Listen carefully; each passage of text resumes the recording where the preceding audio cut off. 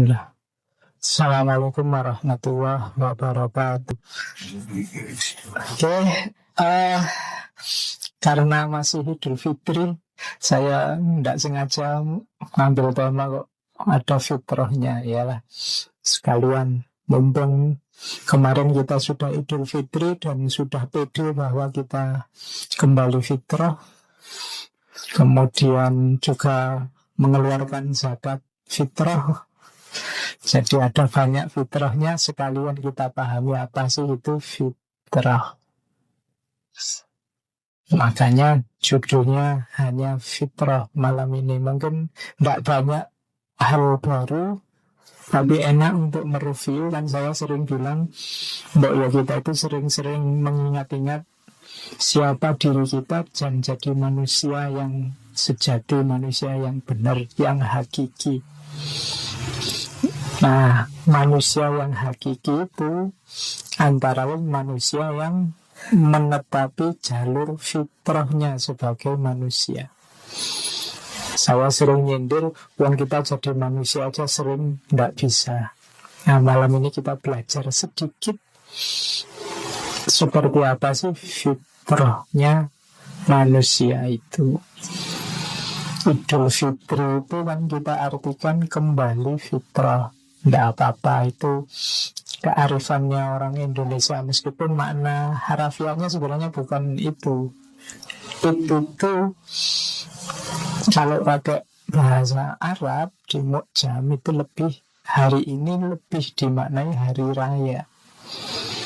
Jadi itu hari raya fitrah. Jadi makanya ada Idul Adha. Kalau Idul Adha diartikan kembali menyembelih, kan ya tidak cocok lah. Idul Adha berarti kita kembali menyembelih, kan tidak.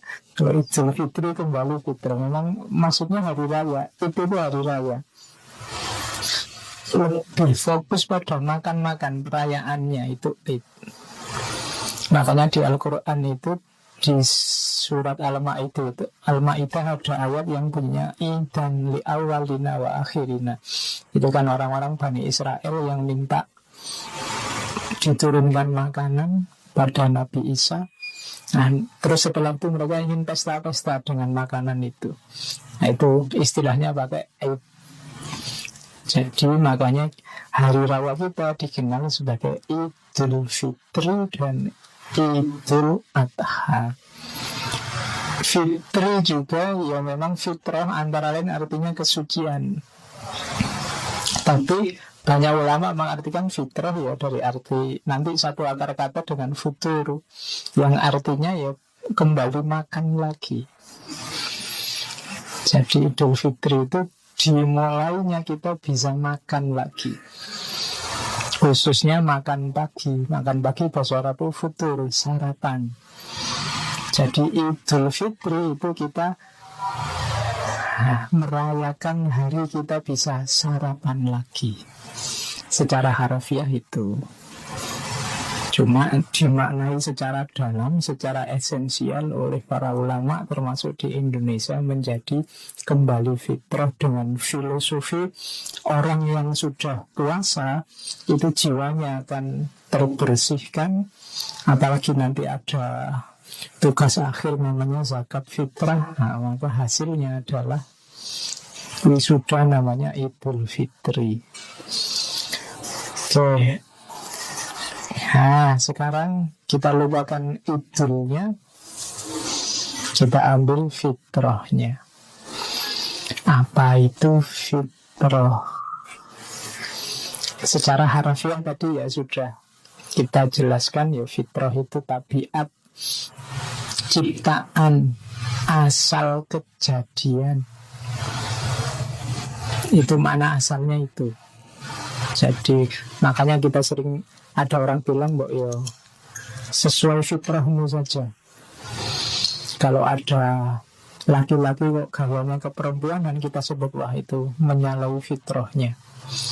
Itu sering itu. Jadi asal kejadiannya. Kadang juga diartikan suci, kosong. Kayak hadis itu kan kullu mauludin yuladu alal fitrah. Fa'abawahu yuhawidanihi au yunassironihi au yumajjisanihi. Setiap anak itu terlahir dalam kondisi fitrah, dalam kondisi suci. Maka ibunya, orang tuanya, kedua orang tuanya yang membuat dia jadi Yahudi, apa Nasrani, apa Majusi. Jadi fitrah itu berarti suci, nggak ada isinya apa-apa, kosong. Jadi kalau kamu pas tidak punya uang, dompetku sedang fitrah. Nah, suci, tidak ada isinya apa-apa, masih murni Pak dompetnya. Nah, itu suci namanya. Makna kedua dari kata-kata fitrah. Ada juga makna ketiga, kadang diartikan agama atau jalan. Ini mirip, agak dekat maknanya kalau kita pakai istilah khitoh. Jadi jalur yang benar itu ini.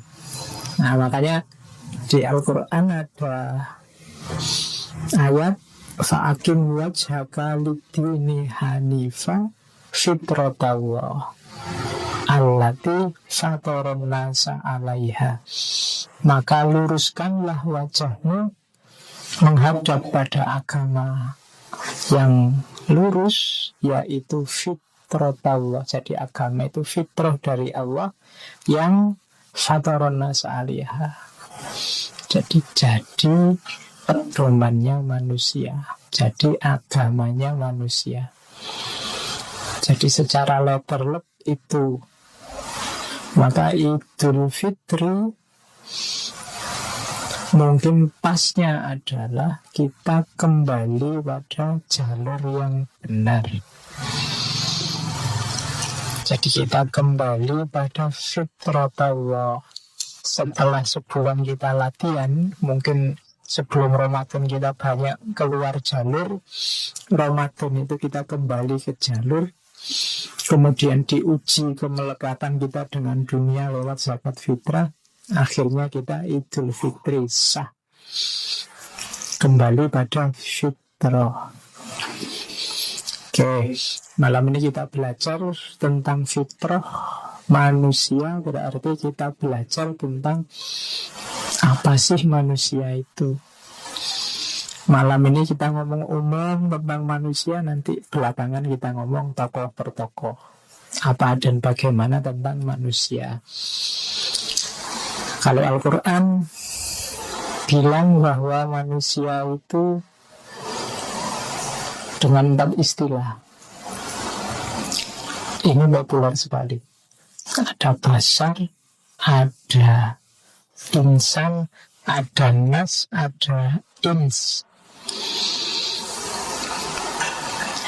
Jadi manusia itu kalau di level pada analisis terminologis itu ada level basar, ada level ins, ada level insan, ada level nas. Basar itu manusia level fisiknya, jasmaniahnya, jasadiahnya. Itu sama kayak waktu setan protes pada Allah kenapa menciptakan Adam. Qala lam akun li asjuda li basyarin. Aku tidak akan sujud pada basar yang diciptakan min solsolun min hamaim masnun, dari tanah lempung yang dibentuk. Jadi Adam itu kan dikenal diciptakan dari tanah, makanya dalam dirinya ada kandungan tanah, tapi diberi roh, diberi bentuk. Iblis yang merasa lebih tinggi dari Adam terus tidak mau sujud. Kenapa? Ngapain aku sujud pada tanah? Nah, itu gayanya iblis. Nah, itu pakai istilah basar. Jadi iblis tidak melihat kualitas yang ada di balik tanah. Dia hanya melihat unsur basarnya saja, unsur fisiknya saja. Nah, itu namanya iblis. Jadi kalian juga gitu, kalau lihat orang kok hanya luarnya saja, fisiknya saja, nggak lihat dalamnya, berarti kamu agak mirip-mirip. Ya, kalau ada yang tanya kriteriamu apa, saya nggak nyari yang macam-macam, Mbak, yang penting cantik wajahnya. Oh, berarti luarnya saja, hanya lihat basarnya saja. Masih belum, kalau hanya lihat basarnya saja, belum ketemu hakikatnya manusia. Boleh masuk sedikit level ins, atau dari bahasa Arab uns, itu artinya jinak. Jadi manusia itu bedanya dengan makhluk yang lain itu dia jinak, ins. Jinak itu kalau manusia berarti beradab, bisa diatur, mau patuh pada aturan. Itu kan jinak. Kalau kalian punya binatang peliharaan yang jinak itu kan disuruh lari, disuruh berdiri, disuruh, itu namanya jinak. Nah, di antara karakter fitrah yang ada pada manusia itu level insnya. Kalau dalam Al-Quran, ins ini sering diperlawankan dengan jin. Ya, jin makhluk gaib ya, bukan jin celana. Nanti kamu jin celana, oh berarti manusia itu lawannya jin. Jadi ins sering, misalnya wa ma khalaqtul jinna wal insa illa liya'budun, dan tidaklah kuciptakan jin dan manusia kecuali untuk menyembahku. Jadi manusia ini yang jinak diperlawankan dulu dengan jin. Itu digambarkan ya agak, karena diciptakan dari asap, sumbernya api, agak kasar, berangasan. Nah, kalau manusia itu levelnya jinak. Jadi itu manusia lebih dalam sedikit. Jadi di antara cirinya manusia, dia itu jinak, beradab. Makanya makian yang menyakitkan itu kan kalau kamu disebut biadab. Ya, biadab bahasa Indonesia ya, bukan bahasa Arab. Kalau bahasa Arab kan biadab dengan adab, wah orangnya beradab berarti. Ini biadab bahasa Indonesia. Jadi orangnya ndak ins, kehilangan kejinaannya. Oke. Jadi itu untuk makhluk ya. Jinak itu berarti bisa ditaklukkan. Kalau kalian ada kuda misalnya, ketika liar nggak bisa ditaklukkan, kan dinaikin aja dia loncat-loncat. Nggak mau, harus diikat dulu, ditarik dulu. Saya pernah dulu dikodain mahasiswa, naik motor, bannya bocor, tak tuntun. Kok motornya dituntun Pak? Belum sinar ya? Oke. Iya, kurang ajar mahasiswa. Ada dosen yang dorong motor waktu ketawain, dianggap belum jinak, mbak ya dibantu dorong. Oke, itu ins namanya, jinak. Jadi cirinya manusia itu jinak. Pakai istilah ins. Yang ketiga, kalau ini yang populer ya, insan. Kalau insan itu sudah merujuk aspek akal budinya. Jadi inilah aspek yang membuat manusia dapat taklif, dapat banyak fasilitas, tapi juga nanti ada hisab. Dia diangkat jadi khalifah itu karena insan, tidak sekedar basyar. Nah, ada lagi kalau dalam Al-Quran, ya yang insan kita sudah sering bahas, ngaji filsafat itu level membahas manusia dengan insaniyahnya, akal budinya. Ada lagi nas. Kalau nas, manusia secara kolektif umum, biasanya merujuk jenis. Jadi merujuk misalnya ayuhan nas, wahai manusia, inna khalaqnakum min dzakarin wa unsa, itu kan merujuk jenis manusianya secara umum. Itu biasanya pakai istilah nas. Ada unsur sosialnya manusia bareng-bareng dalam kelompok. Jadi kita itu ya bashar, ya ins, ya insan, ya nas. Jadi kita sebagai khalifah itu mengelola 4 ini. Basyariah juga kita kelola karena itu amanah dari Allah. Jiwa kita yang jinak tadi juga dikelola, akal budi kita dikelola, kehidupan kita dengan orang lain sesama manusia sebagai manusia juga dikelola. Jadi tugas kekhalifahan itu nggarap 4 ini: basyariah, ins, insan, dan nas. Itulah manusia, itulah kita. Oke, kalau dengan bahasa ringkas, kalau pakai ayat-ayat banyak. Jadi kita ringkas saja, manusia itu adalah, kalau pakai bahasanya Al-Quran, makhluk diciptakan mukarram, dimuliakan. Kan ada ayatnya itu, walaqad karramna bani Adam dan seterusnya. Mukallaf, dia ada tugas yang harus dijalankan. Mukhayyar, dia punya potensi, punya daya untuk milih. Dan yang terakhir dia matsi. Matsi itu entah nanti pilihanmu benar apa salah, ada balasannya. Kalau benar ya balasannya enak, pahala. Kalau salah ya balasannya tidak enak, dosa dan siksa. Jadi kalau kalian ingin muhasabah, introspeksi, ingat-ingatlah bahwa engkau adalah makhluk. Berarti ada yang menciptakan. Keberadaanmu tidak karena dirimu sendiri, tapi karena ada yang membuatmu ada. Itu namanya makhluk. Kemudian mukarram. Mukarram itu dimuliakan. Makanya kalau yang MC pidato kan sering pakai istilah al-mukarram. Tidak usah difasung-fasungkan jadi al-muharram. Ya, nanti malu tadi MC al-muharram, ustaz, jadi ini diharamkan. Ya, al-mukarram. Ya, dari kata-kata karum, mulia. Jadi manusia itu dimuliakan. Jadi makhluk yang paling dimuliakan Allah di muka bumi ini manusia. Diciptakan dengan bentuk terbaik,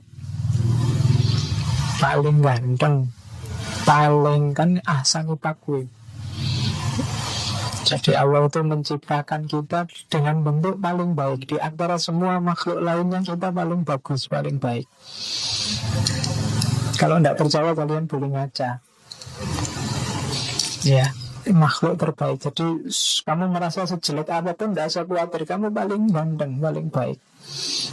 Yang subjektif juga tidak apa-apa. Yang penting kamu merasa ini makhluk terbaik. Iyalah kamu cecer apa, kamu bawa kucing ngocok bareng, kamu bawa itu kan, kamu tetap merasa ganteng kamu lah. Jadi Allah memuliakan kita. Kita diberi semua fasilitas yang membuat kita berharga. Allah ngasih kita akal, ngasih kita panca indera, ngasih kita apalagi intuisi, ngasih kita imajinasi, membuat kita indah dan seterusnya. Itu pemuliaan Allah pada kita. Maka kalau ada orang tidak bersyukur itu kebangetan. Dia dikasih fasilitas sebanyak itu, kenikmatan sebanyak itu, sudah karomna katanya Allah, sudah kami muliakan makhluk yang namanya manusia itu, kok masih mengeluh, masih sambat. Ayo introspeksi, kita ini sudah dimuliakan oleh Allah. Kemudian jangan lupa implikasinya apa? Dimuliakan, kita mukallaf, kita ada tugas. Makanya oleh Allah dikasih banyak fasilitas, tapi juga ada tugasnya. Ada kewajiban-kewajiban, ada tanggung jawabnya. Ya kita ngertinya umum. Secara umum tanggung jawab kita vertikal dan horizontal. Vertikal sebagai Abdullah, hambanya Allah. Horizontal sebagai Khalifatullah. Kita punya tanggung jawab mengelola alam semesta. Dan kita juga punya tanggung jawab beribadah, mengabdi pada Allah. Itu menunjukkan kita adalah mukallaf. Kalau makhluk yang lain, hewan, tumbuhan, tidak ditugasi apa-apa. Tugasnya melayani manusia, mensukseskan misinya, membentuk. Makanya hewan, tumbuhan itu kan oleh Allah ditundukkan untuk kita. Kan ada istilah taskhir, sakhorolana. Jadi alam semesta itu oleh Allah ditundukkan untuk manusia. Itu di antara bentuk kemuliaannya Allah pada manusia. Untuk apa? Mensukseskan tugasnya manusia yang dibebankan oleh Allah pada kita. Itu mukallaf namanya. Makanya tumbuhan, hewan itu kan tidak ada yang bantah. Kalau kamu suruh, kamu atur tadi apa kan ada. Kenapa? Semua sudah ditundukkan oleh Allah untuk kepentingan manusia. Karena manusia yang diberi tugas, diberi beban. Nah, istimewanya manusia lagi, manusia itu diberi tugas, tapi dia diberi juga daya untuk milih. Kamu mau menjalankan tugas ya monggo, tidak menjalankan juga bisa. Itu namanya mukhayyar. Manusia itu boleh milih. Kalau yang bukan manusia tidak boleh, tidak bisa. Hewan misalnya kucing misalnya, aku tidak mau makan ikan asin terus, tidak enak. Pengen makan apa lah, sekali-sekali buat orang-orang apa gitu. Tidak bisa, dia tidak bisa milih. Dia juga tidak punya daya kreasi yang macam-macam. Dia hidupnya setia dengan naluri instingnya. Ya itu terus. Tapi kalau manusia tidak, dia bisa mukhayyar. Milih yang baik bisa, milih yang jelek bisa. Berkreasi versinya sendiri juga bisa, manut juga bisa. Itu keistimewaannya manusia. Sehingga manusia itu nanti apa yang dia rasakan, apa yang dia alami, apa yang dia kerjakan dalam hidupnya, itu hasil pilihannya sendiri. Karena dia punya karakter mukhayyar. Jadi dia bisa milih. Kadang-kadang orang itu kan kalau pas tidak enak aja, wah ini sudah takdir. Tapi kalau pas enak kan lupa. Seolah-olah itu hasil perjuangannya sendiri. Tapi hakikatnya semuanya ya pilihanmu. Barang siapa melakukan kebaikan, khairan yarah, wa ma ya'mal mithqala dzarratin syarran yarah, dia akan melihat efeknya.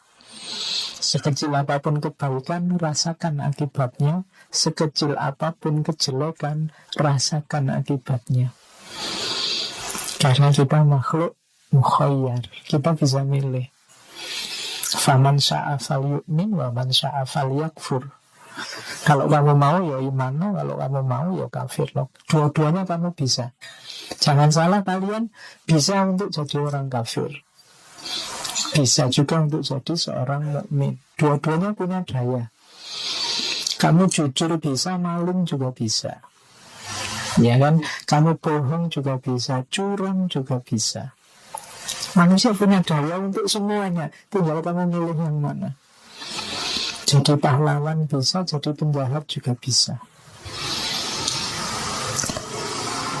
Dan yang terakhir, cuma jangan lupa, milih tidak sekedar milih, masih ada hakikat yang kelima, bahwa kita majzi, kita akan dapat balasan. Yang tadi, fama ya'mal misqala dzarratin khairan yara wa ma ya'mal misqala dzarratin syarran yara. Ada balasannya.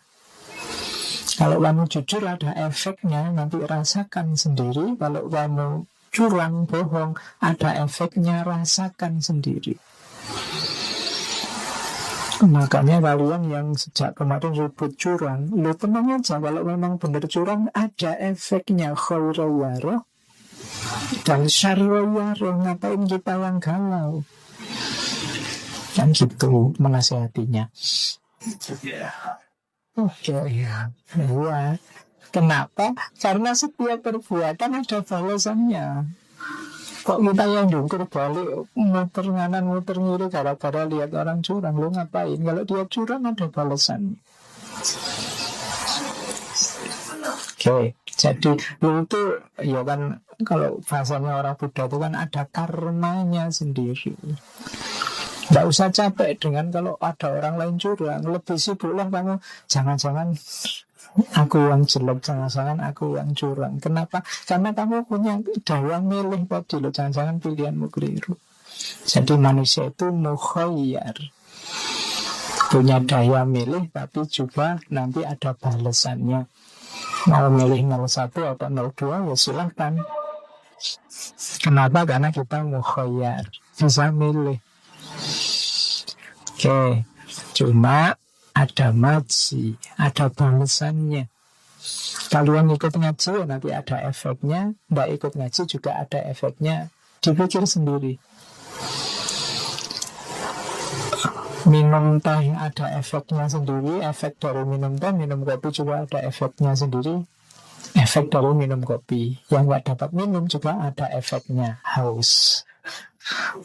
Ya, efeknya jelas haus. Jadi ini hakikat manusia. Kalau ada orang tanya apa sih hakikatnya manusia itu, manusia itu yang jelas makhluk. Dia tidak ada sendiri. Nggak boleh gaya, nggak boleh sombong. Kita ini cuma diadakan, kemudian dimuliakan. Maka jangan melakukan apapun yang menjatuhkan kualitas kemanusiaanmu, karena kita itu mulia. Jangan sampai kita jatuh asfala safilin, karena kita ini mulia, sama Allah diposisikan mulia. Begitu kita salah pilih, nanti jangan-jangan kita malah mendegradasi kemuliaan kita sebagai manusia. Oke, jadi ini hakikatnya manusia. Kemudian dia mukallaf, mukhayyar, dan majzi. Jadi harus diingat-ingat bahwa kita punya tugas. Kita ini makhluk yang mulia. Kita ini harus menentukan pilihan. Dan jangan lupa, apapun pilihan nanti akan ada balasannya. Itulah manusia. Nah, kalau dalam filsafat Islam, ini kemarin di sesi-sesi awal ngaji filsafat tahun-tahun 2003 itu kan banyak tokoh-tokoh filsafat Islam kita angkat. Secara umum manusia itu dilihat di tiga itu. Manusia adalah tujuan akhir penciptaan, manusia adalah mikrokosmos, dan manusia adalah cermin Tuhan. Yang terakhir ini banyak dari tradisi tasawuf. Dua yang atas ini para filosof peripatetik. Kita belajar satu-satu ya. Jadi manusia adalah tujuan akhir penciptaan. Jadi Allah menciptakan bumi ini siap untuk dihuni, siap untuk ditempati manusia, baru manusia didatangkan ke bumi. Berarti apa? Manusia itu target akhirnya. Jadi Allah menciptakan bumi dengan segala isinya, alam semesta segala isinya ini yang layak, yang pas untuk hidupnya manusia. Makanya disebut tujuan akhir penciptaan. Kita ini masterpiece-nya Allah, ciptaan terbaiknya Allah, kan dibanggakan di depan malaikat. Allah menciptakan segalanya, tapi yang dipamerkan di depan malaikat kan manusia. Pamernya juga luar biasa. Ini ja'ilun fil ardi khalifah. Berarti artnya sudah ada, buminya sudah ada. Sekarang ku ciptakan makhluk masterpiece ku namanya manusia, ku jadikan khalifah di muka bumi. Jadi dipamerkan, meskipun malaikatnya agak pesimis. Ya, ataj'alu fiha ma yufsidu fiha wa yasfiku dima. Ya Allah, kok menciptakan yang model manusia ini? Padahal model kayak manusia ini ya sukanya ngerusak-ngerusak, gegeran, bunuh-bunuhan. Aku tidak cukup ada kita misalnya, yang malaikat itu kan selalu patuh. Tapi Allah bilang, aku tahu yang kalian tidak tahu. Jadi Allah itu sangat sayang pada kita. Makanya Adam itu, Nabi Adam itu waktu di surga, waktu sebelum diuji kan, diuji jajar malaikat itu kan. Malaikat ditanya, wah tidak bisa jawab, katanya malaikat, ya yang aku tahu hanya yang engkau kasih tahu ya Allah. Tapi sebelum tanya ke Nabi Adam diajari dulu oleh Allah. Wa 'allama Adamal asma'a kullaha. Jadi diuji dari malaikat, tapi yang malaikatnya nggak dikasih tahu. Yang Nabi Adam yang diajari jawabannya. Wa 'allama Adamal asma'a kullaha. Itu menunjukkan Allah memang sayang sama kita, sudah cinta sama kita sejak awal. Kalian aja yang jual mahal. Ya. Oke, jadi kita adalah masterpiece yang paling disayang. Kita adalah tujuan akhir penciptaan. Dan alam semesta ini, ya kalau bahasanya komputer, itu sangat kompatibel untuk manusia. Kenapa kita diturunkan di bumi kok nggak di Mars? Kenapa bumi ini suhunya? Ya kalau kamu di Mars susah lagi ya. Kalau kamu di Jupiter ya susah nih. Makanya di bumi, karakter apa saja segalanya cocok pas untuk manusia. Kelembapannya, suhunya, mataharinya, jaraknya. Matahari itu mungkin lebih dekat sekian meter aja ya buminya wassalam, atau lebih jauh. Kadang-kadang kan matahari itu agak gelombang panas saja, gelombangnya saja loh, bukan mataharinya. Yang nyampe sini itu kan banyak kasus yang meninggal banyak karena gelombang panas. Itu belum mataharinya. Kalau mataharinya iseng mendekat dikit aja, ya. Jadi sangat kompatibel. Laut juga begitu, suhu, cuaca juga begitu, iklim juga begitu. Bahkan konstruksi tubuh kita juga kan sangat pas dengan alam semesta. Kita dikasih hidung di depan, mata di depan. Kalau mata di samping kayak ayam itu mungkin ya susah banget. Tiap hari lirik-lirikan, karena lihatnya ke samping. Iya. Lo ya kan, bawang. Dulu saya kecil, kalau ustadz saya guyonannya bayangkan hidung kita lubangnya menghadap ke bawah. Alhamdulillah, kalau menghadap ke atas sumpah kita kalau hujan misalnya. Jadi segalanya kompatibel, pas untuk kita. Rancangannya Allah luar biasa. Rambut, mata, telinga, tangan, siku pas di tengah ini kan, ngukuri ya susah loh, bisa pas tengah-tengah. Agak meleset dikit apa kamu takbir sedekat juga susah. Orang bawang ya. Jadi enggak, manusia itu sangat kompatibel dan pas untuk alam semesta. Dan pasti itu bukan kebetulan. Kalau teorinya Darwin kan itu kan hasil evolusi berpuluh-puluh tahun sehingga terbentuk sesuai karena kebetulan. Tapi kalau sangat banyak, tidak mungkin kebetulan. Kalau 1-2 bisa kebetulan. Jadi manusia sangat cocok, sangat kompatibel, karena memang tujuannya itu. Dan manusia adalah, kalau bahasa biologi, puncaknya evolusi. Jadi kita ini memang makhluk puncak. Nanti yang disebut mikrokosmos itu kan, kosmos ada dalam diri kita semua. Jadi yang pertama itu, kita adalah finalnya, masterpiece-nya, yang paling dibanggakan oleh Allah. Terus yang kedua, ini di banyak teori para filosof muslim menyebut bahwa manusia itu mikrokosmos. Bahasa Jawanya jagat cilik. Jadi kita ini alam semesta adalah bentuk mini. Unsur-unsur alam ada semua dalam diri kita. Ada api, ada tanah, ada air, ada udara. Semuanya ada dalam diri kita. Itu yang bagian itunya. Unsur tumbuhan juga ada, unsur hewannya juga ada, unsur bahkan nanti ada unsur malaikatnya segala, ada unsur ilahiyahnya. Tapi dari sisi kosmos kita punya semua.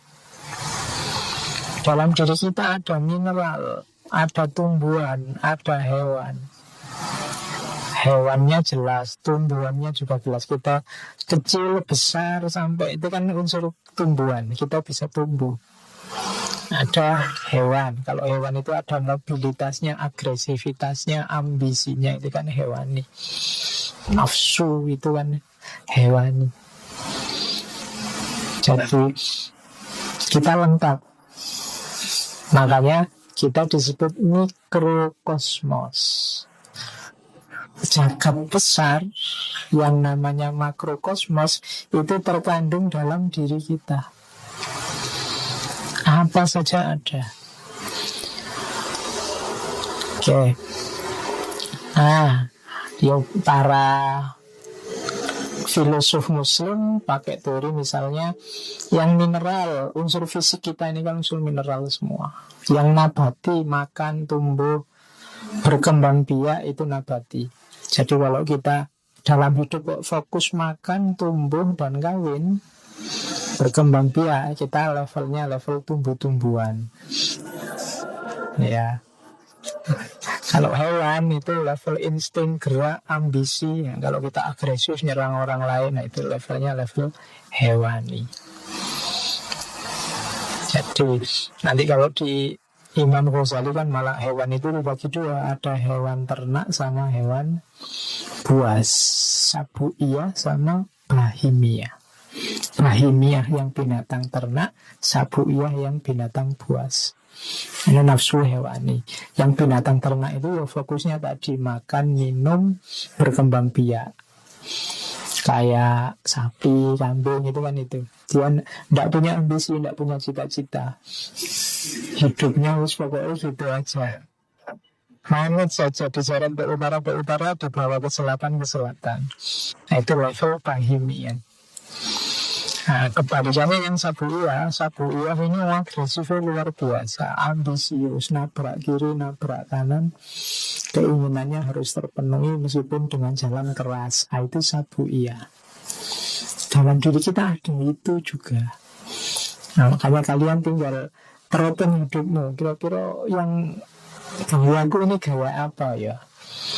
Gaya tumbuhan, gaya bahimiyah atau gawa sabuiyah. Ya gawa tumbuhan itu bentuknya ya mangan, nonton TV, main HP, terus ternyata tambah tinggi gitu terus. Nah itu berarti level tumbuhan. So, terus nah kalau yang manusia apa? Manusia cirinya adalah natik sama akil. Natik itu berbahasa, berbicara. Akil itu ya kekuatan berpikirnya, daya akalnya. Jadi itu yang membedakan manusia dengan yang bukan manusia. Ciri khasnya manusia itu natik. Natik itu berbicara, berkomunikasi dengan dasar akal menggunakan bahasa. Akal itu nanti ada 3 di para filosof muslim. Ada akal teoritis, ada akal kognitif, ada akal praktis, macam-macam. Bisa kembali lagi ke kajian-kajian filosof muslim sebelumnya. Nah, ada juga yang menyatakan ini biasanya para tokoh tasawuf falsafi. Manusia itu hakikatnya adalah cerminan Tuhan di bumi. Jadi cermin itu ya bayangan. Jadi kita ini dalam diri kita ada pantulan ketuhanan. Jadi cara berpikirnya begini. Segala hal di alam semesta ini memantulkan unsur ketuhanan. Apakah itu jalaliyah atau jamaliyah. Jalaliyah itu keagungan, kebesaran, kedahsyatan. Kalau jamaliyah itu keindahan. Apapun itu pasti ada salah satu dari dua unsur ini. Mudahnya begitu. Gunung itu kalau kamu lihat kan indah, unsur jamaliyahnya kelihatan. Tapi waktu dia meletus, dahsyat, mengerikan, unsur jalaliyahnya muncul. Jadi ada jalaliyah, ada jamaliyah. Apapun itu ada dua unsur ini di seluruh ciptaannya Allah. Karena yang menciptakan Allah, kualitas ilahiyahnya pasti ada. Sementara dalam diri manusia ada jagat kecil tadi, kualifikasi. Kalau di alam semesta ada kualitas-kualitas ketuhanan, sementara dalam diri manusia ada alam semesta, ya otomatis kita sebenarnya hakikatnya adalah ilahi. Makanya ada yang menyatakan bahwa manusia itu sebenarnya makhluk spiritual, makhluk ilahi yang diturunkan ke bumi. Jadi bukan makhluk jasadiah yang naik level jadi spiritual. Jadi hakikat kita itu spiritual sebenarnya, cuma dibungkus oleh jasad. Nah itu manusia adalah cerminnya Tuhan di muka bumi. Makanya Allah menampakkan dirinya dengan sifat-sifat yang bisa ditiru oleh manusia, sehingga oleh dalam kajian tasawuf dikenal istilah takhallaq bi ahlakillah. Allah memperkenalkan dirinya lewat Rahman Rahimnya, misalnya kasih sayangnya. Kalau kita ingin jadi orang baik, tiru itu. Allah menampakkan keadilannya. Kalau kita ingin jadi manusia yang kamil, kalau pakai istilahnya Iqbal, tiru itu. Allah menampakkan, apalagi banyak sekali sifat-sifatnya. Nah, dalam tasawuf diperkenalkan takhallaq bi ahlakillah, dengan akhlaknya Allah. Tapi kan Allah tidak terbatas, kita terbatas. Ya kita jalankan dalam batas kita. Ya tidak mungkin kita seperti Allah menyayangi alam semesta. Tidak mungkin, tidak akan sedahsyat itu. Karena memang kita limited, terbatas. Ya kita jalankan kasih sayang itu dalam batas kita. Tapi jenis khalaqnya, jenis akhlaknya itu akhlak yang dimiliki Allah. Nah itu makanya dalam tasawuf ada istilah takhallaq bi ahlakillah. Dalam rangka apa? Menampilkan jati diri kita sebagai cerminan Tuhan di bumi. Kita itu kan wakilnya Allah, khalifahnya Allah di muka bumi, khalifatullah fil ardh. Berarti apa? Kita memposisikan diri sebagai cerminnya Allah di muka bumi. Kita wakilnya. Wakil itu kan menjalankan posisi yang diwakili. Nah, jadi makanya kita dikenal sebagai khalifatullah fil ardh. Jangan merasa yang jadi khalifah itu sudah tidak bisa naik level lagi. Kalau level lagi jadi Tuhan, nggak boleh merasa jadi Tuhan. Karena kita levelnya hanya wakilnya. Oke, tidak mungkin kita naik level lebih tinggi. Beda kalau kamu di organisasi, wakil ketua bisa naik jadi ketua. Yang tidak enak wakil rakyat, karena kalau dia naik jadi rakyat. Oke. Terus, jadi manusia itu tujuan penciptaan, mikrokosmos, dan cerminan Tuhan di muka bumi. Ini teori-teori yang ada dalam kajian filsafat Islam. Terus kita lihat satu-satu sekarang fitrahnya. Ada teori fatalistik. Kalau di kita dikenal dengan Jabariyah. Jadi manusia itu sampai detail paling kecil kehidupannya sudah ditetapkan oleh Allah. Itu perspektif fatalisme. Orang itu baik apa jahat itu takdir. Kamu termasuk ashabul yamin atau ashabus simal, itu sudah ada labelnya. Ini pandangan Jabariyah. Yang ditakdirkan masuk neraka pada akhirnya tetap akan masuk neraka. Yang ditakdirkan masuk surga pada akhirnya tetap akan masuk surga. Meskipun kamu mati-matian untuk misalnya saya ini jahat, harus jadi orang baik, usahamu akan gagal. Kenapa? Kamu sudah dilabeli oleh Allah untuk jadi orang jahat. Itu Jabariyah. Jadi kita ini hanya kayak wayang. Jadi wayang itu kan tergantung dalangnya. Jadi kalau dalangnya mau, ya mungkin misalnya harusnya ceritanya yang kalah itu Kurawa, yang menang Pandawa, diwalik lah yang aku dalangnya. Kurawa menang lah, ini ceritanya itu kuaco. Di dalang puasa begitu.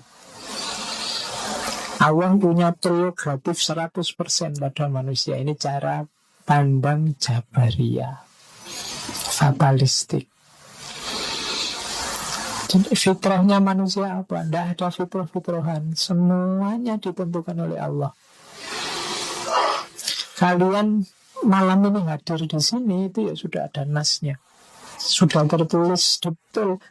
Dapat minum apa enggak juga sudah ada. Ya, jadi perspektif Jabariyah.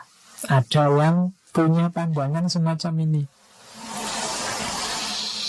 Oke, sering saya ditanya yang gini ini, Pak, hidup itu kan memang semuanya diatur oleh Allah, tapi ada pandangan sebelah yang bilang manusia itu bebas, kebebasan manusia dan takdir. Itu kan sering sekali ditanyakan. Itu sebenarnya perdebatan para ulama besar zaman dulu, Jabariyah, Qadariyah, sampai hari ini. Jawabannya seperti apa? Bisa diulang rekaman-rekaman tentang Abu Hasan Asy'ari, kebebasan. Saya sudah banyak sekali teori. Kalau saya ulang-ulang nanti yang mendengarkan bosan. Jadi tapi ada perspektif fitrah semacam ini. Jadi fitrah itu tidak ada, yang ada ya semuanya sudah ditentukan oleh Allah. Terus ada perspektif behaviorisme. Jadi behaviorisme itu pandangan kayak tadi ya, kullu mauludin yuladu alal fitrah.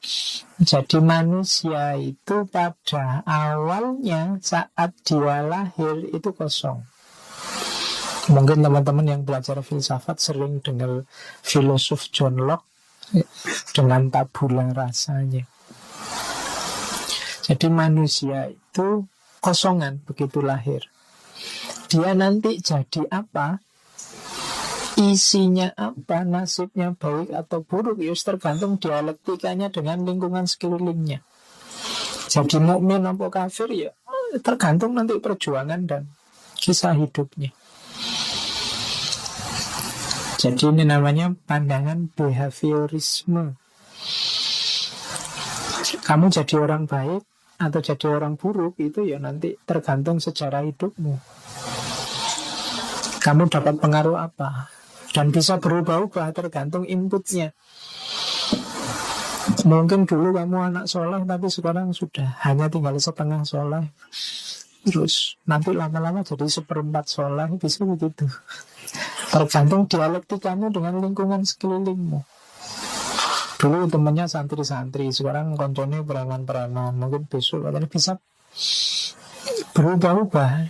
Jadi dirimu itu kosong sebenarnya. Nanti terbentuk seperti apa tergantung dialektikamu dengan lingkungan sekelilingmu. Yang sering dengerin ngaji filsafat, mungkin saya pikirannya ke filsafat-safatan. Sidik-sidik ngomong filsafat, ya kan, merasa harus ngerti filsafat. Kalau ada orang ngomong filsafat, ala kecil. Ada yang begitu.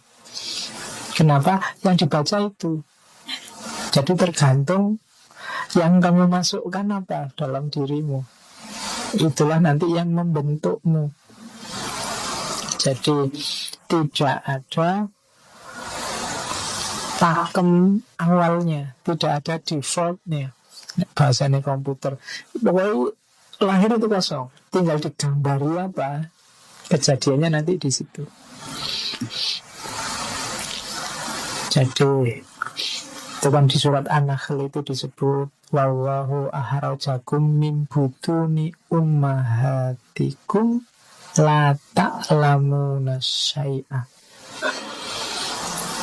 Jadi Allah mengeluarkanmu dari perut ibumu tuh tidak ngerti apa-apa. Ya pasti aja kan kamu masih kosong. Semua pengetahuan kan kamu dapat setelah akalmu jalan dari lingkunganmu. Begitu kamu lahir, kamu sebenarnya bersih, fitri, tidak ada isinya apa-apa. Wa ja'ala lakumus sam'a wal absara wal af'idah la'allakum tashkurun. Lalu Allah memberikan buatmu pendengaran, penglihatan, dan hati nurani supaya engkau bersyukur. Jadi modal utamanya, kalau menurut ayat ini, kita ini kan kosong. Kalau ingin meningkat kualitasmu, modalnya 3: telinga, mata, sama hati nurani. Mulut tidak termasuk. Mulut kan nanti yang kamu pakai menceramai orang-orang itu. Jadi kualitas dirimu nanti ditentukan apa yang kamu dengarkan, apa yang kamu lihat, kamu baca, dan apa yang kamu rasakan. Jadi disitulah nanti karaktermu terbentuk. Maka dengarkan yang baik-baik, baca, lihat yang bermutu-bermutu, rasakan yang penting-penting, yang indah-indah, yang bagus-bagus. Maka hidupmu juga akan bagus, baik, indah, berkualitas. Jadi kuncinya kalau pakai surat An-Nahl itu 3 itu: sam'a, wal basar, wal fu'ad. Pendengaran, penglihatan, dan hati. Jadi 3 alat ini harus lebih aktif dari yang lain. Ya, hari ini kan dalam hidup kita yang aktif kan banyak 2. Kalau tidak mulut ya jempol. Gue HP-nan itu. Jadi kalau suruh baca males. Begitu ada postingan panjang, kok panjang banget itu, maling buat loncat-loncati, males bacanya. Mendengar juga tidak betah. Jadi kuasai 3 alat ini, nanti hidupmu akan lebih berkualitas. Termasuk yang fuad, pertajam hatimu, fuadmu, nuranimu. Karena hari ini banyak orang yang fuadnya padam, jadi sehingga hidupnya gelap. Nah, itu pelajaran dari aliran behaviorisme. Jadi kita itu bersih, kosong, tapi lingkungan yang mengisi kita. Terus ada pandangan dualisme. Kalau dualisme ini pandangan bahwa kayak tadi, dalam diri kita itu ada dua potensi sekaligus. Tidak kosong kita itu punya kecenderungan bahkan dua orientasi, ke arah kebaikan, ke arah keburukan. Tinggal mana yang kita aktualkan. Jadi fa'alhamaha fujuraha wa taqwaha. Allah yang mengisi diri kita, mengilhamkan dari dalam diri kita fujuraha wa taqwaha. Jadi yang negatif dan yang positif kita punya daya untuk merengkuh itu. Pandangan ini namanya dualisme. Seperti diuraikan di depan, kita jadi orang jujur bisa, jadi orang curang juga bisa. Dua-duanya kita punya daya. Ini namanya pandangan dualisme. Berarti ada potensi yang sudah tertanam dalam diri kita. Jadi ternyata kalau kembali ke fitrah, kalau pakai teori ini ya harusnya ditambahi kembali ke fitrah yang baik. Jadi nanti, karena ternyata manusia juga bisa curang, juga bisa jahat. Nah, pandangan ini namanya pandangan dualisme. Jadi manusia itu dalam hidupnya pertarungan antara dua orientasi. Kamu milih yang baik apa yang buruk, kamu milih yang penting apa yang tidak penting, kamu milih yang jahat apa yang baik. Nah, itu pandangan ini namanya dualisme. Ada pandangan namanya humanisme. Kalau ini melihat bahwa manusia itu membawa fitrah, dan fitrahnya itu fitrah kebaikan saja. Kalau muncul kejahatan itu karena manusianya yang menyeleweng dari fitrah kebaikan ini. Nah, teori semacam ini namanya humanisme. Jadi aslinya manusia itu baik. Jadi manusia punya sifat-sifat bawaan yang positif. Lingkungan yang membuat orang lupa dengan fitrah baiknya, harusnya dia baik, harus dia jadi jahat. Dalilnya tadi fitratallahi lati fataronna sa'alaiha. Kalau manusia setia dengan fitrahnya, dia pasti baik. Jadi pandangan semacam ini namanya humanisme. Jadi percaya pada manusia dan kemanusiaan. Oke, terus kalau ini psikoanalisis. Psikoanalisis itu banyak lebih melihat bahwa manusia itu, kalau tadi kan lingkungannya yang menentukan, kalau di psikoanalisis tidak. Dorongan dalam dirinya yang menentukan. Tingkah laku kita, baik buruknya kita, itu dorongan dari insting. Insting itu nanti timbunan pengalaman yang mempengaruhi psikologis kita. Jadi manusia itu ternyata disetir oleh unsur psikisnya. Baik atau buruknya disetir oleh dorongan dari dalam. Kalau tadi kan manusia itu bersih dipengaruhi luar. Kalau ini kebalikannya, manusia itu dipengaruhi dorongan dari dalam dirinya. Jadi kebalikannya, perspektifnya namanya psikoanalisis. Jadi ini teori-teori. Oke, jadi ada banyak teori yang menyatakan tentang fitrahnya manusia. Nah, inilah fitrah yang tadi disebut fitrah positif. Jadi ini ada dalam diri kita. Kita punya kecenderungan ini.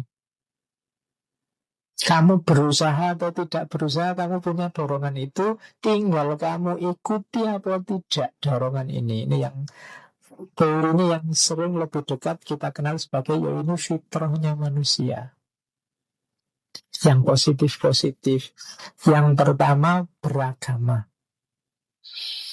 Jadi beragama itu dorongan fitrah sebenarnya. Orang tidak bisa tidak beragama. Beragama itu berarti menyandarkan hidupnya, menyandarkan dirinya pada sesuatu yang dianggap lebih tinggi, lebih besar dari dirinya. Karena manusia itu hakikatnya lemah. Ketika orang sadar dirinya lemah, biasanya butuh sandaran. Iya. Loh, kalau kamu merasa dirimu tidak kuat kan, jalannya kan kamu nyari yang bisa menopang hidupmu biar kuat. Karena kita beragama kan sandarannya ya Tuhan. Sandarannya kalau kita Allah. Jadi makanya ada teori bahwa orang itu seateis apapun, dia pasti punya sandarannya sendiri yang dia percaya. Mungkin tidak punya Tuhan, tapi dia pasti punya sistem kepercayaan versi dia sendiri. Nah, itu kenapa beragama itu fitrah. Makanya tidak ada orang yang tidak menyembah apapun. Mungkin dia tidak punya Tuhan, tapi menyembah pikirannya sendiri, tapi menyembah gagasannya sendiri, menyembah kekayaannya, menyembah jabatannya, banyak. Karena manusia itu hakikatnya lemah. Kamu kan lemah, tidak bisa ngontrol hidupmu sendiri. Kalau prosesnya ini hasilnya pasti itu kan tidak bisa. Saya belajar Pak, pasti besok lulusnya kumlot itu tidak bisa. Belajar dalam kuasamu, tapi kumlot tidak dalam kuasamu. Jadi kamu belajar tidak jamin pinter. Kamu apalagi hidup itu kan begitu, tidak ada jaminan. Maka orang butuh sandaran. Jadi adalah dorongan fitrah orang itu beragama. Jadi kalau melihat konstruksi manusia di beberapa filosof itu kan kita ini punya jasad, punya mental, hayat, punya roh. Nah, roh ini loh yang butuh sandaran spiritual. Jadi orang itu disadari apa enggak, dia butuh beragama, butuh Tuhan. Yang kedua, kebenaran. Orang itu disadari atau tidak cenderung ingin ada pada kubu yang namanya kebenaran. Tidak ada orang yang ikhlas dianggap salah. Yo kadang-kadang ada gitu, ya wes, aku aja yang salah. Itu jangan-jangan dia ngaku benar cuma dengan kalimat aku saja yang dianggap salah, tidak apa-apa. Itu dalam dirinya dia merasa benar, cuma aku ngalah lah, jadi aku sing benar. Pasti ada bunyi itu. Setiap orang ingin benar. Makanya dikritik itu kan sakit hatimu. Kenapa? Karena setiap orang ingin dirinya benar. Kamu kadang jelas salah pun nyari alasan kan. Itu menunjukkan bahwa tidak enak salah itu. Setiap orang ingin benar. Makanya berbeda itu kan berat diatur. Banyak orang tidak bisa menanggung perbedaan, karena perbedaan itu menunjukkan bahwa kebenaran yang aku pegangi bisa jadi tidak benar, karena orang lain meyakini kebenaran yang berbeda. Kenapa? Orang punya fitrah kebenaran. Dia pinginnya kebenaran yang saya yakini ini yang paling benar, yang paling mutlak. Jadi ada hubungannya dengan fitrah ternyata, bahwa setiap orang memang ingin ada di kubu yang benar. Banyak kan orang misalnya membela kebenarannya sampai bunuh diri. Itu kan kita melihatnya itu salah, tapi bagi dia itu kebenaran. Dan bagimu yang versimu lah yang kebenaran. Nah ini ada dorongan fitrah setiap orang untuk ada dalam kebenaran. Yang ketiga, akhlak. Kamu boleh tidak jujur, tapi kamu akan lebih nyaman dan tentram ketika kamu jujur. Karena akhlak lebih fitri.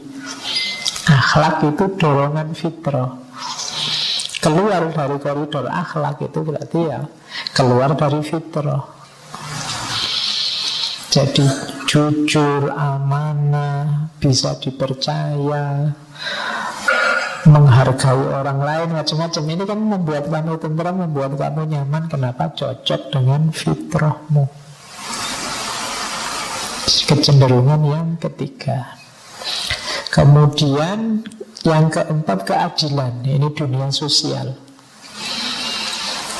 Setiap orang suka dengan keadilan, ingin keadilan. Tidak ada orang yang suka dengan kezaliman, suka dengan penindasan, suka dengan perbudakan, penghisapan, macam-macam. Orang pinginnya keadilan. Ini kecenderungan fitrah.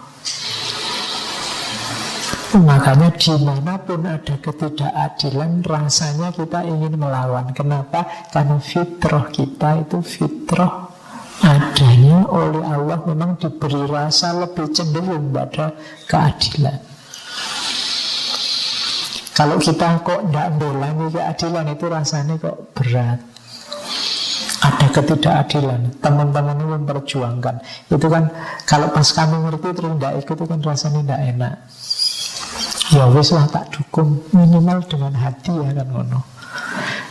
Tapi itu menunjukkan bahwa keadilan itu salah satu fitrah. Ada lagi kebebasan. Itu juga fitrah. Setiap orang tidak mau diatur-atur, tidak mau dikungkung, tidak mau diikat-ikat, diperbudak. Setiap orang ingin bebas. Kalian mau ngaji, mau datang ini kan karena bebas wae aturannya, santai wae. Coba tak ganti, tak ikat misalnya minggu depan kalau ngaji pakai baju putih lo ya, awas seragam putih-putih, pakai kopiah putih, itu mungkin nggak ada separuhnya yang datang.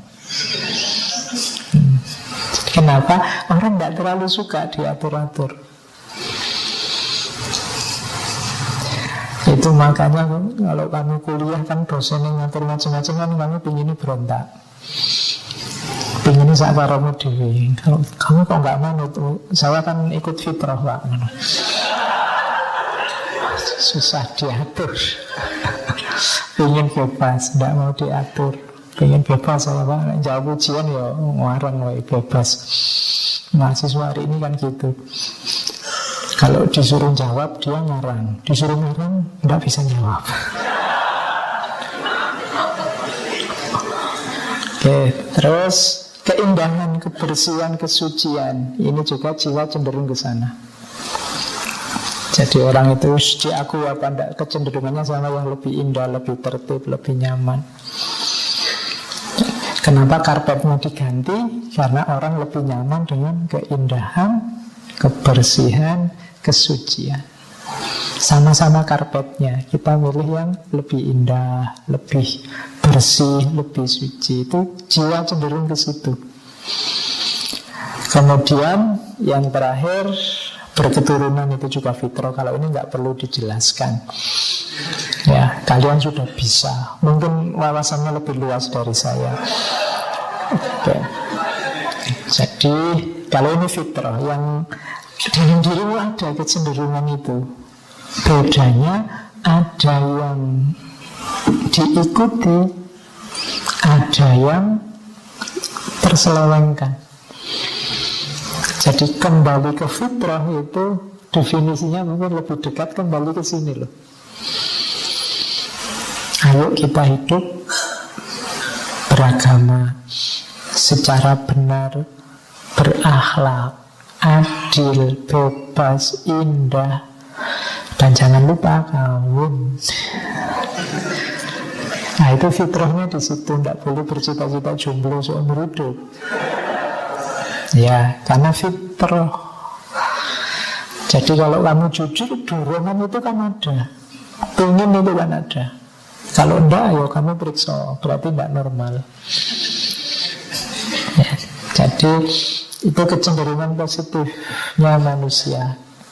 Disitulah kuncinya kemanusiaan. Makanya katanya Gandhi, you must not lose faith in humanity. Humanity is an ocean. Engkau tidak boleh putus asa terhadap kemanusiaan, karena manusia tadi orientasinya baik, fitrahnya itu baik. Humanity is an ocean. Kemanusiaan itu seperti samudra. If a few drop of the ocean are dirty, kalau beberapa tetes air di samudra kotor, the ocean does not become dirty. Samudra itu tidak akan ikut terkotori. Jadi tetaplah percaya pada manusia dan kemanusiaan. Kalau ada 1-2 orang kok merusak karakter fitrahnya, kemanusiaannya, tidak apa-apa. Tetap percaya saja sama manusia dan kemanusiaan. Karena manusia dan kemanusiaan itu kayak samudra. Kalau hanya 1-2 yang kotor, tidak akan punya pengaruh apa-apa. Tetap orang masih yakin bahwa tadi beragama, kebenaran, keadilan, dan macam-macam yang jadi orientasi. Jadi ini konsep dari Mahatma Gandhi. Nah, ini yang positif-positif. Cuma Al-Quran juga menyebut hati-hati. Manusia itu mudah tergelincir ke sini karena manusia punya kecenderungan negatif. Jadi itu yang saya sebut ini, yang kecenderungan negatifnya. Sebenarnya Al-Quran cuma wanti-wanti. Kalau bahasa saya ini maksudnya, jangan sampai kalian begitu. Ini kecenderungan yang sering menjebak manusia. Misalnya, innal insana lazalumun kafar. Manusia itu sering terjebak dalam kezaliman dan kekufuran. Hati-hati. Kamu merasa tidak zalim, tapi sebenarnya kamu sudah sangat zalim, menyakiti orang lain. Kamu merasa tidak kufur, tapi itu sebentuk kekufuran. Atau yang kedua, innahu kana zaluman jahula. Manusia itu zalim dan bodoh. Jadi bodoh itu karena tidak mau nambah ilmu. Zalim itu karena tidak mau mengamalkan ilmunya. Jadi dia ngerti mana baik, mana buruk, tapi dia lebih cenderung suka melakukan yang zalim-zalim, yang buruk-buruk. Jahula itu bodoh.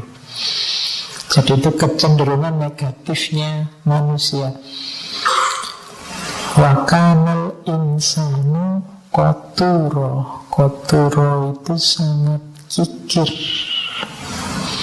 Manusia itu sangat pelit. Itu sindirannya Al-Quran. Kemudian wa kanal insanu ajula.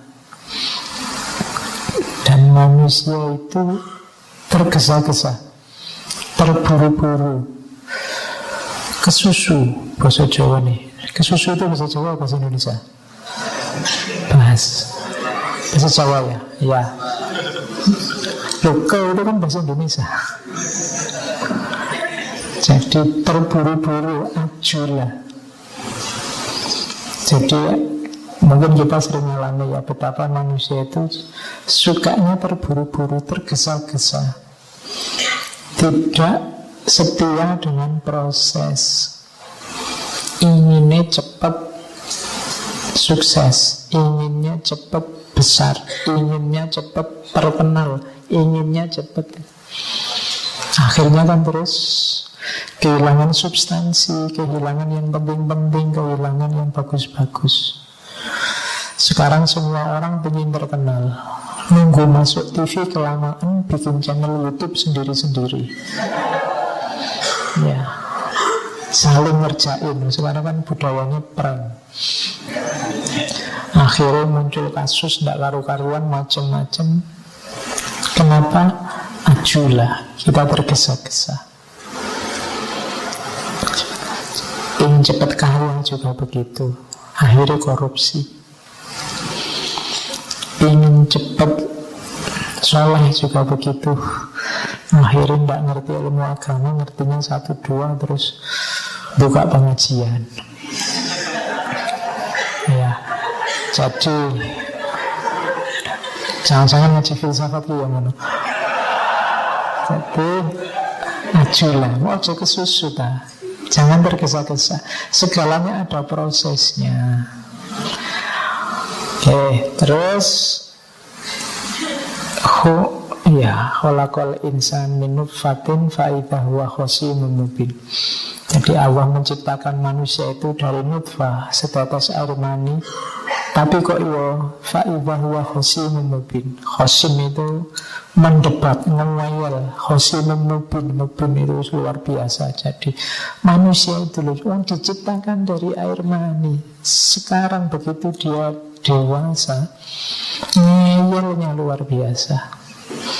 Nah, itu sindirannya Al-Quran. Fa'idha huwa khasimun mubin. Disuruh apa-apa nawar. Ngeyel. Kalau Bani Israel itu kan cirinya kan khasimun mubin. Ada perintah apapun ditawar, didebat. Ada orang ngomong apapun, kamu cari pengecualiannya. Oke, kita harus menyantuni anak yatim. Kalau anak yatimnya sudah kaya gimana, Pak? Kalau anaknya iso jawab itu kita itu. Oke, kita harus menyayangi sesama. Nah, kalau yang disayangi nyebeli gimana, Pak? Kalau yang kan mesti gitu, kita bantah terus. Nah, itu khasimun mubin. Kita cenderung ke situ. Kalau kita tidak cocok terus sama kayak waktu Nabi Musa nyuruh Bani Israel nyembelih sapi, kan itu lalu luar biasa. Sapi warnanya apa, besarnya seberapa, cirinya apa, gitu kan. Jadi untungnya Nabi Musa sabar. Jadi khasimun mubin, hati-hati. Kita sering bikin excuse untuk kebaikan yang tidak kita lakukan dengan cara mendebat Allah. Jadi suruh sodakoh, kamu sodakoh sedikit sekali terus, lu kok cuma sedikit Allah kan nggak lihat besar kecilnya, yang penting hatinya, ikhlasnya. Itu pokoknya ngono terus kamu khasimun mubin. Wa kanal insanu aktsara syai'in jadala. Dan manusia itu yang paling banyak jidal, debat. Kan kita memang hobi debat. Mau pilihan aja kan kita bikin debat terbuka. Nah, jadi karena memang kita senangnya debat, gegeran. Itu karakter kita. Al-Quran sudah mengingatkan, hati-hati jangan suka jidal. Ini juga diingatkan, manusia idza massahu syarru jazua wa idza massahu khairu manua. Kalau dapat yang tidak enak, ditimpa yang tidak disukai, sambat, berkeluh kesah. Begitu dapat yang enak, lupa. Jadi lupa diri manuan. Kala innal insana layatuh. Ingat-ingatlah sesungguhnya manusia itu suka melampaui batas. Manusia itu banyak yang tidak tahu diri, tidak ngerti batasnya. Ini masalah. Innal insana li rabbihi lakanut. Lakanut itu manusia itu tidak bisa bersyukur. Jadi susah sekali bersyukur, mudah sekali kufur. Sudah dikasih nikmat banyak, tapi juga masih tidak bersyukur juga. Itu cirinya manusia. Indonesia ini sudah banyak sekali fasilitasnya. Orang dulu menyebutnya gemah ripah loh jinawi, tapi orang mengeluh di mana-mana. Manusia itu memang pengeluh. Ada lagi yang saya sebut lengkap, 2 ayat itu. Wa idza an'amna 'alal insani a'radu wa na'a bijanibi wa idza massahu syarru fadhu du'ain arid. Surat Fussilat. Ini Al-Quran marah-marah pada kita karena katanya Allah, apabila kami berikan nikmat pada manusia, dia berpaling dan menjauhkan diri dengan sombong. Tetapi apabila ditimpa malapetaka, baru dia banyak berdoa. Jadi kalau sedang enak, kita menjauh dari Allah. Karena dengan kesombongan kita merasa jago, merasa benar, merasa menang, merasa kuat. Kalau pas enak, baru kalau dapat susah, kita nangis-nangis berdoa. Itu cirinya manusia. Jadi begitu dapat nikmat lupa, ingatnya kalau pas tidak enak. Kalau pas habis ujian gini santai, nanti tahajudnya kalau mau ujian lagi. Ya kan? Kalau pas ada masalah, wah kamu rajin poso Senin Kemis. Tapi begitu waktunya Jawa, waktunya enak, lali. Nah, itu manusia. Dan tidak luar biasa karena sejak dulu Al-Quran juga sudah tahu ternyata. Itulah cirinya manusia. Yang kedua ini mirip. Wa idza massal insanu durru da'ana li jambi au qa'idan au qa'iman falamma kashafna anhu durruhu marra ka'allam yad'una ila durrin massa. Dan apabila manusia ditimpa bahaya, dia berdoa pada kami dalam keadaan berbaring, duduk atau berdiri. Tetapi setelah kami hilangkan bahaya itu darinya, dia kembali seolah-olah tidak pernah berdoa untuk kami yang menghilangkan bahaya yang telah menimpanya. Jadi waktunya sumpek, ada masalah, kamu berdoa, berbaring, duduk atau berdiri. Kamu kemana-mana bawa tasbih, subhanallah, subhanallah. Okay. Karena ada yang diincar, ada pamrihnya. Begitu keinginannya terpenuhi, lupa sudah. Seolah-olah kamu lupa. Walau kamu ingatlah kemarin kamu nangis-nangis itu loh. Ingatlah kemarin kamu tahajud tiap hari, kamu kemarin puasa Senin Kemis, kamu kemarin zikir kemana-mana sebelum keinginanmu terpenuhi. Kalau begitu terpenuhi, kamu lupakan semua itu. Kamu kembali ke kesesatanmu yang lama.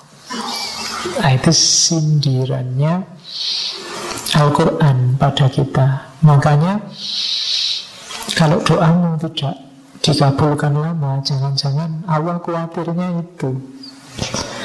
Begitu didoakan, kamu pergi dari Allah, kamu menjauh. Jadi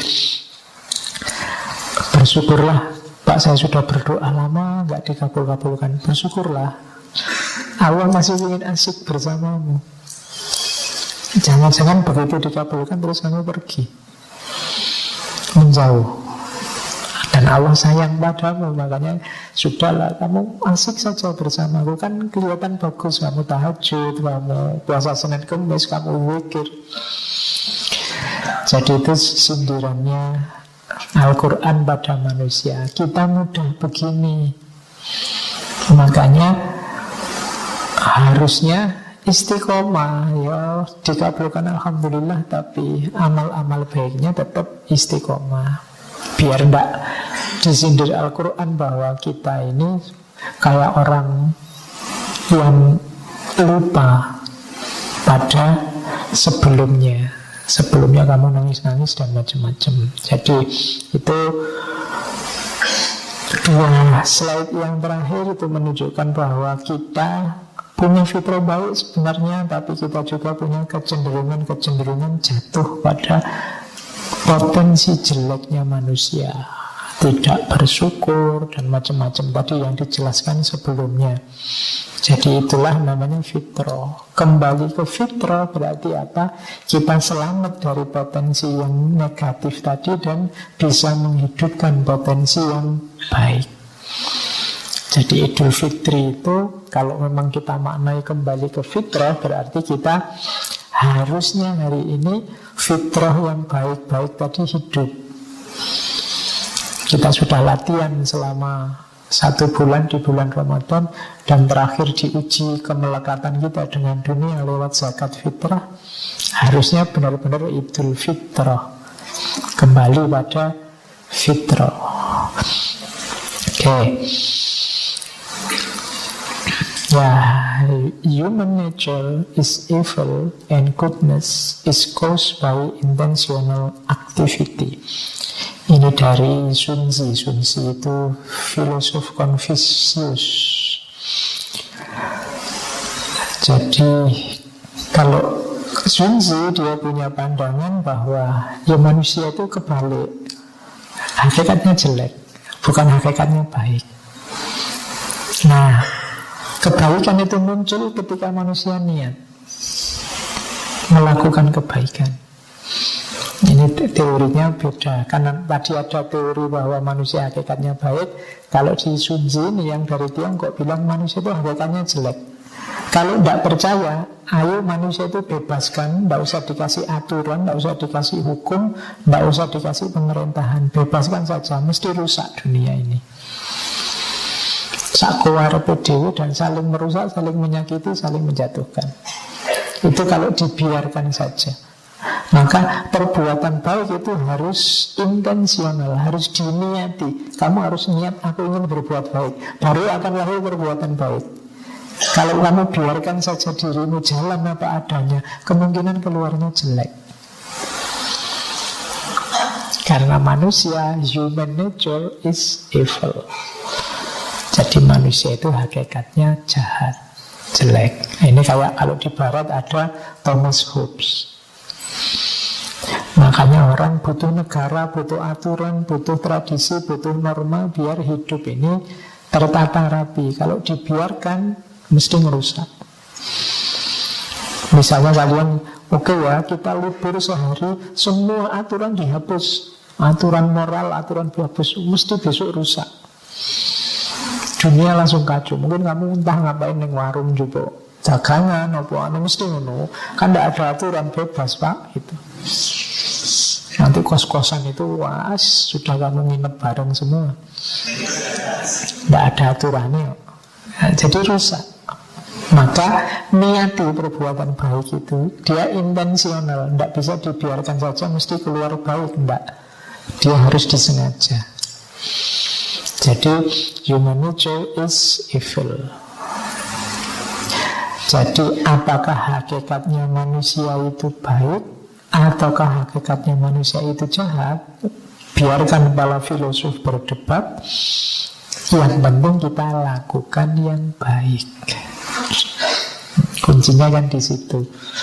Jadi yang paling tepat, yang paling benar tetap ya kita lakukan yang baik dan benar. Apakah kebaikan dan kebenaran itu sifatnya fitrah atau tidak, itu yang nomor sekian. Jadi perdebatannya biar aja perdebatan, tidak apa-apa, memperkaya wawasan kita.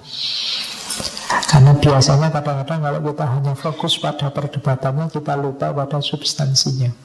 Bahwa yang penting kita lakukan kebaikan, kan itu. Oke. Tugas manusia saya kira ini tidak perlu saya baca panjang, karena teman-teman pasti sudah tahu kita ini Abdullah, kita ini Khalifatullah, kita ini yang dapat amanah di antara sekian makhluk, kita ini partnernya Allah.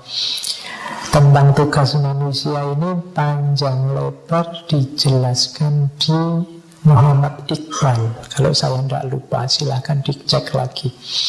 Bahwa kita ini wakil Tuhan, kita ini partner Tuhan, kita ini pengemban amanah plus resikonya dan lain sebagainya. Oke, ini ada quote. being human is given, but keeping our humanity is a choice. Jadi manusia itu takdir, tapi jadi manusia yang manusiawi itu pilihan. Kamu kan dulu tidak milih bisa jadi manusia, tiba-tiba saja kamu lahir jadi manusia. Tapi kamu untuk seterusnya jadi manusia apa enggak, itu pilihan. Karena kadang-kadang yang kamu lakukan tidak menunjukkan bahwa kamu manusia.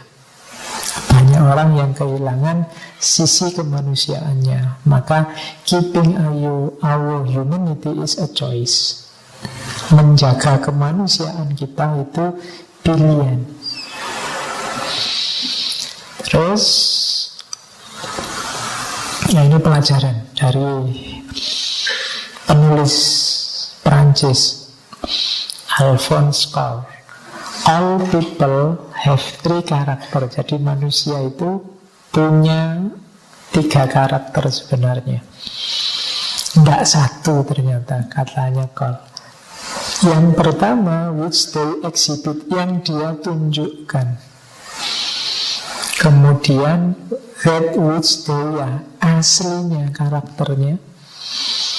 Dan that which they think they are, dan yang mereka anggap tentang diri mereka. Jadi saya itu aslinya gimana, tampaknya gimana, rasaku gimana. Orang itu begitu, coba dicek ya. Kalau introspeksi masuk ke 3 ranah ini. Pak, saya itu aslinya jujur loh Pak. Misalnya, loh, tampaknya memang begitu enggak? Itu loh. Aslinya itu menurut pikiranmu sendiri atau memang kamu sejatinya memang jujur? Saya itu benar atau menurut saya benar, atau yang aku lakukan itu ya memang benar. Itu beda, 3 hal yang berbeda. Jadi aku benar dengan menurutku aku benar, itu beda. Dengan, apalagi kalau lebih keluar lagi, yang aku lakukan juga kebenaran. Itu beda-beda. Jadi aku ini soleh, atau tampak soleh, atau menurutku aku soleh. Itu 3 hal yang berbeda. Ya, jadi aku ini ustadz, apa tampak kayak ustadz, atau menurutku aku ini ustadz. Itu beda. Mungkin menurutku ustadz, tapi tampaknya nggak kayak ustadz, kelakuannya ya nggak kayak ustadz. Itu kan beda. Berarti aslinya itu ustadz, cuma anggapanku aja kayak ustadz. Aku ini santri, ataukah kelihatan kayak santri, ataukah menurutku aku ini santri. Itu 3 hal yang berbeda.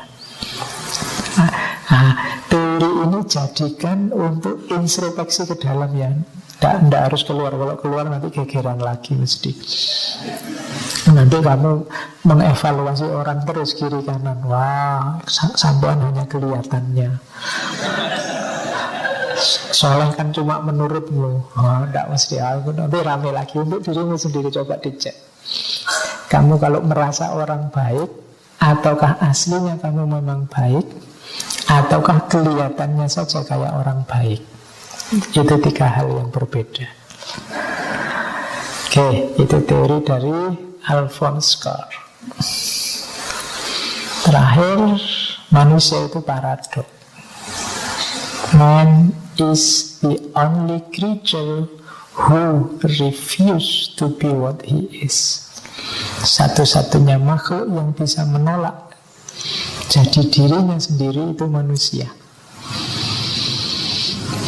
Dalam hidup kita banyak hal yang sifatnya paradok, termasuk yang eksistensial semacam ini. Manusia itu menginginkan perdamaian dengan cara perang. Itu manusia, itu kan paradok. Manusia itu apa? Menginginkan mengobati penyakit dengan penyakit. Manusia itu banyak sekali kalau kamu mujeli paradok-paradok yang nanti dikritik oleh Albert Camus dengan absurditasnya. Dan manusia adalah makhluk yang satu-satunya yang bisa menolak jadi dirinya sendiri. Binatang yang lain tidak bisa. Kucing itu tidak bisa mau jadi kucing, itu tidak bisa. Sapi juga tidak bisa, manusia yang bisa. Jadi dia tidak mau jadi dirinya sendiri, dia protes, dia komplain atas eksistensinya hari ini. Itu manusia. Makanya dia the only creatures who refuse to be what he is. Jadi itulah beberapa perspektif teori tentang fitrah. Detailnya kapan-kapan nanti kita ambil tokoh-tokoh yang ngomong tentang manusia. Mungkin nanti ada sesi filsafat manusia. Menurut siapa, menurut siapa, menurut siapa. Overview-nya tadi ini. Ada humanisme, ada behaviorisme, ada psikoanalisis, macam-macam. Termasuk beberapa perspektif dari agama. Oke, saya kira itu ya untuk malam ini. Minggu depan kita berdoa, karena tema kita doa. Ya, kita lihat ada apa, ada gagasan-gagasan apa yang berhubungan dengan doa.